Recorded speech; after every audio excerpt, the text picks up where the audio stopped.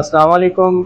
आज हम एक इम्पॉर्टेंट कॉन्सेप्ट समझने जा रहे हैं जो कि आगे आपकी जो टॉपिक्स हैं एक्सरसाइज 4.3 में उनके लिए आपको ये चीज़ें पता होनी चाहिए। तो आज मैं 4.3 की इब्तिदा के जो अहम टॉपिक्स हैं उनमें से एक टॉपिक एक्सप्लेन कर रहा हूँ, वो है लीडिंग एंट्री। लीडिंग एंट्री को शॉर्ट फॉर्म में हम लिखते हैं LE से।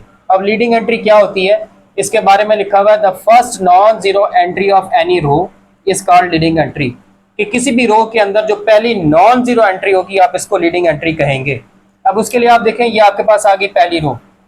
अब पहली रो में देखें, ये जो पहला नंबर ही है ये नॉन जीरो है, तो आप इसको लीडिंग एंट्री कह सकते हैं। अब आप आ जाए दूसरी रो में। दूसरी रो में देखें, ये जो पहला नंबर है ये जीरो है, तो ये लीडिंग एंट्री नहीं हो सकता। ये जो दूसरा नंबर है ये नॉन जीरो है, इसको आप लीडिंग एंट्री कहेंगे।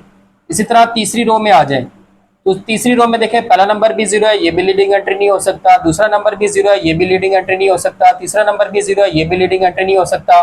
ये जो नंबर है ये नॉन जीरो है, तो आप इसको लीडिंग एंट्री कहेंगे। और इसी तरह अगर आप फोर्थ रो में आ जाएं, तो इसमें कोई भी नंबर नॉन जीरो नहीं है, सारे जीरो हैं, तो इसमें कोई भी लीडिंग एंट्री मौजूद नहीं है। तो लीडिंग एंट्री का कॉन्सेप्ट आपको समझ आ गया होगा कि किसी भी रो के अंदर जो पहला नॉन जीरो नंबर होगा, वो नंबर जो जीरो नहीं होगा, उसको आप लीडिंग एंट्री कहेंगे। ये एक इम्पॉर्टेंट कॉन्सेप्ट है, ज़हन में रखिएगा। बाकी आप डिटेल में एक्सरसाइज समझने के लिए एक्सरसाइज 4.3 आप मेरे channel Maths with Umar Farooq पर जाएं और वहाँ पर जाके एक्सरसाइज के क्वेश्चन समझना चाहें तो आप समझ सकते हैं।